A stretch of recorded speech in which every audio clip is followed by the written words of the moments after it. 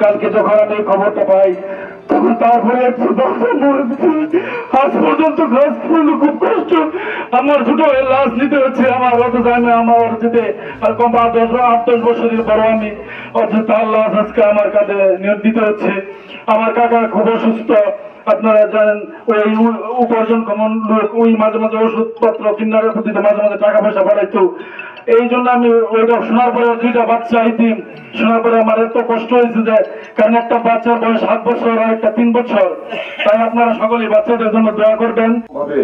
কুপিয়ে হত্যা করা হয়েছে, এটার মানে ভাষা, নিন্দা প্রকাশ করার ভাষা আমাদের নেই। যারা করছে দুষ্কৃতিকারীদের অতি অবিলম্বে তাদেরকে গ্রেফতার করে তাদেরকে বিচারের আওতায় এনে সর্বোচ্চ শাস্তির দাবি করছি।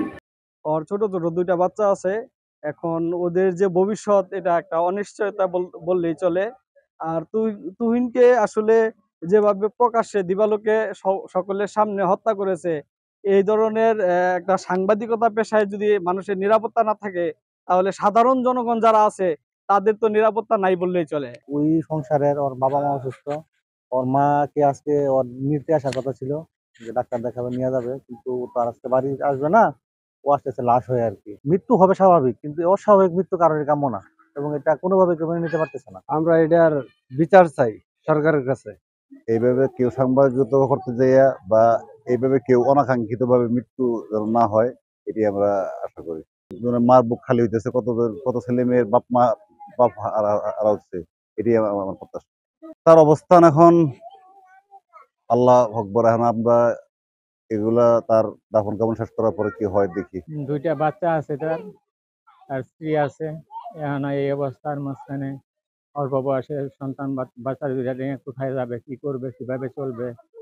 সরকারের কাছে দাবি থাকবে যে ওনার বাচ্চাদেরকে এবং তার পরিবার, তার স্ত্রী সন্তান যারা আছে এদেরকে যেন।